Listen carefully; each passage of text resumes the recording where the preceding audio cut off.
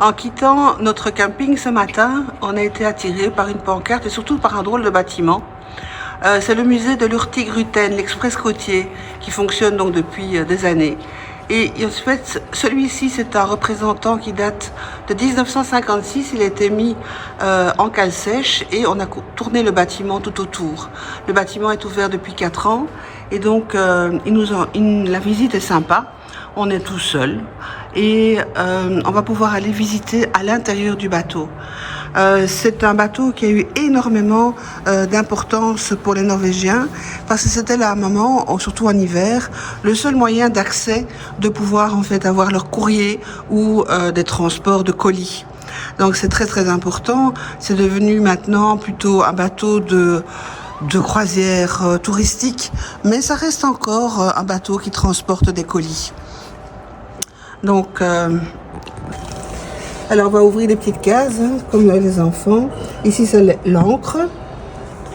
Alors ici c'est pour tout le transport de tout ce qu'ils ont besoin, les fruits, les légumes, le transport de farine, etc. Je pense que c'est encore d'actualité aujourd'hui dans certaines contrées mal desservies par les routes. Alors ici non, ça s'ouvre pas. Ça c'est en fait donc les appartements du capitaine. Et ici, nous avons effectivement toute l'infrastructure, aussi bien donc les cuisines que les salles à manger, que les salons. On va vous montrer ça en vrai. Oula, pas casser tout le bazar. On va rentrer donc dans le salon. Tous les modèles des bateaux qui ont existé, en fonction des années évidemment.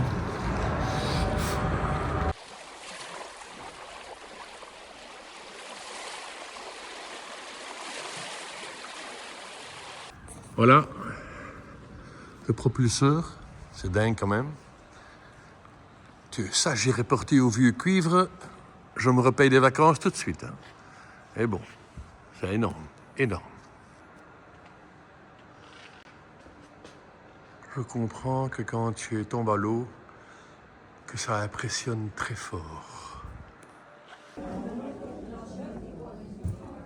petit salon dans le bateau. Oula, je tourne un peu trop vite.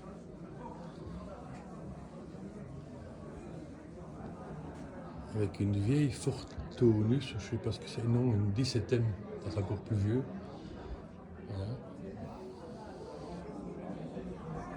C'est quand même beau pour l'époque.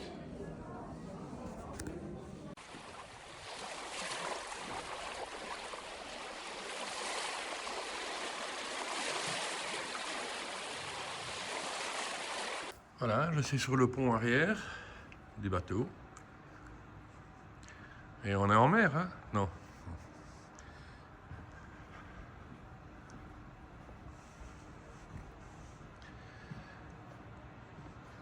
Alors dedans, je n'ai pas filmé, mais dans la salle de restaurant, tu peux manger.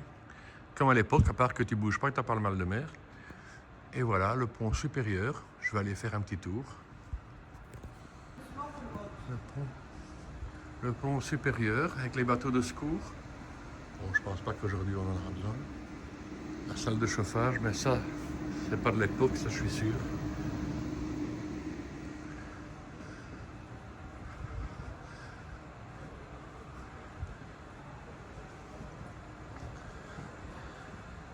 Peut-être ça c'est des vraies salles de machines. Alors c'était bien le chauffage ou l'espèce d'air conditionné de l'époque. Hein? Pont latéral. Alors voilà une couchette que je vais aller visiter de l'intérieur tout de suite. On monte encore un peu plus haut.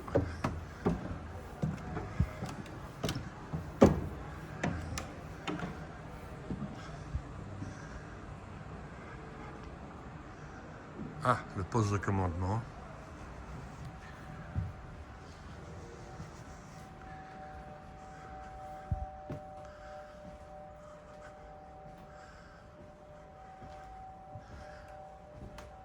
Fabuleux d'ici. La grue pour embarquer un peu de tout, notamment la voiture du capitaine à mon avis. Voilà. Tu te mets en commande. C'est ici le fauteuil. Ouais. C'est ici. Voilà. Oh. Et ici, c'est le gouvernail. Donc voilà. On est à, je sais pas quoi, 10 nœuds peut-être. Bref. Je sais pas si on a le droit de commander l'apéro avec le téléphone, mais bon, on va pas essayer.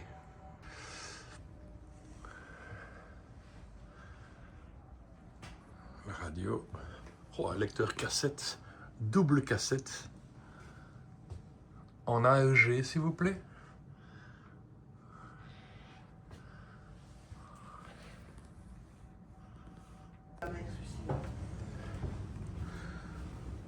Alors, une petite couchette. Voilà. Lavabo. Juste pour vous dire qu'à Bruxelles, il y a encore des appartements qui ont ce style de lavabo. Hein. Ben, je pense qu'il n'y a pas qu'à Bruxelles. Petite banquette. La fenêtre, double vitrage tout à fait isolé. Donc, quand ça devait bien chasser, quand tu vois les verrous, je peux comprendre. Et alors la couchette. Voilà. Avec la petite penderie.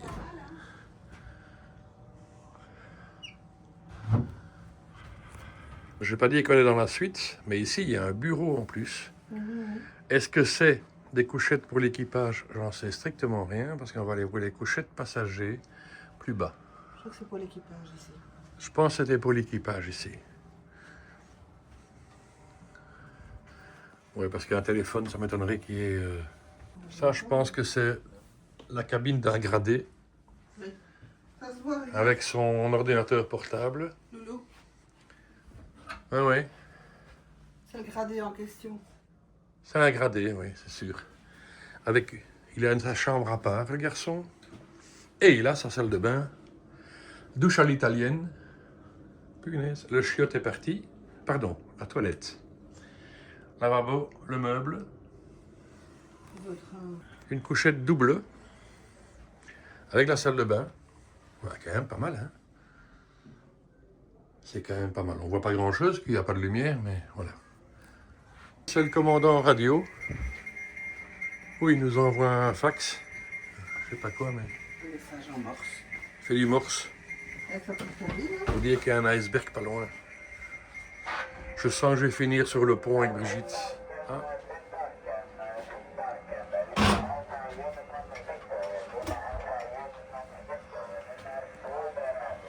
Ici, on est à l'étage du staff.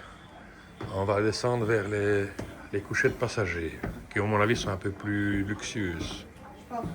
On est descendu d'un étage. Je ne sais pas trop où on est. Ici, on est dans les bagageries, apparemment. Alors, ça, c'est, à mon avis, des couchettes de matelot, je ne sais pas, parce que c'est pas marqué.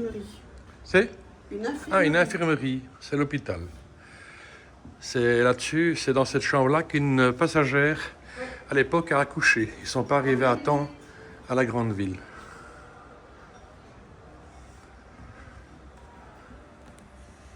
Un petit pont inférieur, mais on doit être au 3e étage ici, je pense.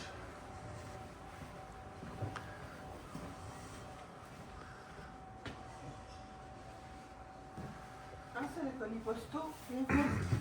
C'est le bureau de poste, c'est la... Ah, le bureau de poste. Ah oui, C'est la fonction première du bâtiment. qui a reçu les courriers du Morse, ou je ne sais pas quoi. Puisque c'était la fonction première. Oui, c'était en fait c'était un bateau de poste à la base, où ils en ont fait du tourisme après. Voilà, je pense que je balaye un petit peu rapidement. Je vais... Les colis postaux, c'est à ça que servait ce bateau, entre autres. Ils se déchargeaient. Et là, ils chargeaient les colis, avec probablement la grue pour décharger les colis. Ça, ce sont les vestiaires. Je pense que ça, c'est plutôt des couchettes de matelots ou du personnel. Voilà, c'est très étroit. Il y a quand même un lavabo. Et à mon avis, ils doivent avoir leur douche. Voilà, la douche pour les matelots. Bah écoute, c'est quand même un espace isolé, donc c'est pas mal. Ici dedans, quand ça tangue bien, Note que tu n'as pas loin à te retenir entre deux murs, hein, je vais te dire. Voilà. En fait, c'est une couchette pour deux hommes. Quand chacun prend son quart, l'autre vient dormir à la place. J'ai vu ça dans un sous-marin à Hawaï, où tu prenais la couchette où l'autre avait gerbé, parce que ça pouvait arriver, et tu allais quand même dormir dessus, mais c'était des hamacs, hein. C'est pas comme ici. Juste un peu plus luxe. Ici, ça a l'air un petit peu plus... parce que la salle de bain est à part de la couchette, donc à mon avis, tu as peut-être une barrette en plus sur ton épaule. La cuisine.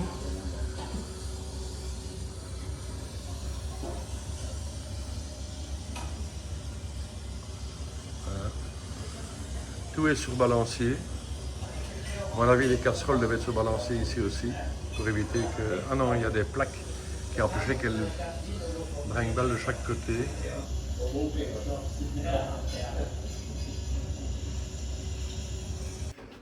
Les toilettes. Bon, à mon avis, c'est toujours pas pour les passagers. Pas de passagers à l'époque. Ça, c'est une chambre de camp scout, parce que là, on dort à 4. Hein. Chambre familiale, peut-être, je sais pas. Avec un lavabo, quand même.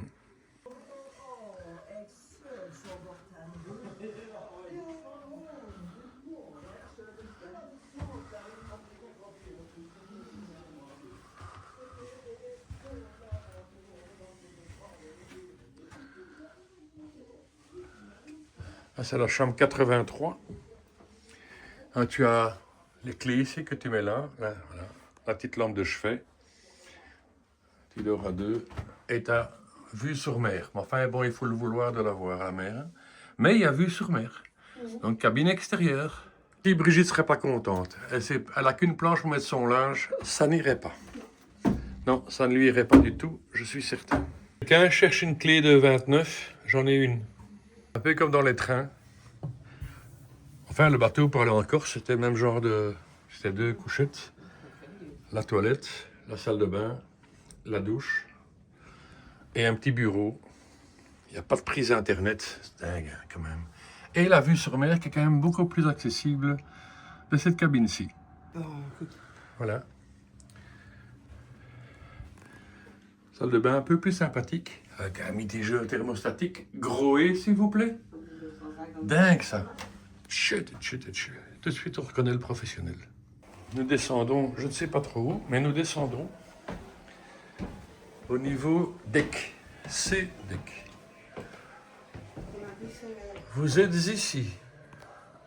Voilà. Les portes sont avec carte électronique. Et donc, tu as une couchette avec une deuxième couchette lit superposé. Le truc d'incendie, lance-incendie, au cas où. Un petit bureau. Une toilette, une douche. Mais ici, ce sont des chambres non extérieures. Donc, tu n'as pas de vue sur l'extérieur. Donc, quand ça tangue bien ici, je pense que tu passes ta nuit dans la salle de bain, agenouillé devant la toilette.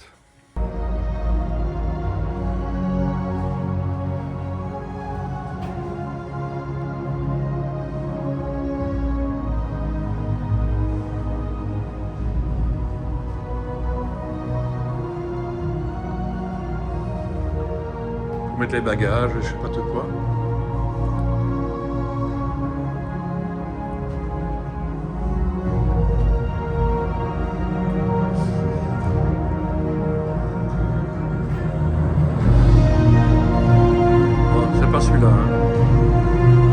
Quasi dans le fond du bateau, et donc c'était les couchettes les moins chères, sans vue extérieure, sans hublot.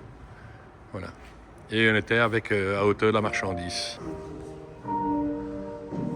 On est dans la cale du bateau. Hein. Voilà. En Rolls-Royce. Ils amenaient quand même les pièces Rolls-Royce, à mon avis. Ou le moteur, les pièces de moteur, je sais pas. Bon, faut pas oublier qu'on est en 1956 et que c'est quand même relativement luxueux pour l'époque, pour un bateau qui transporte des marchandises et la poste, et où ils prennent quelques passagers, à mon avis, participer aux frais. Alors Brigitte va à la salle de restaurant. Ouais, allez voir. On est quand même haut sur mer, hein. Enfin, on n'est pas sur la mer, mais quand même, c'est impressionnant. Voilà la cage d'escalier de nouveau. Et là, tu peux même manger ici. Et le pont tribord. Un peu la vue de l'extérieur. Bateau de secours. La salle de restaurant. Le pont inférieur.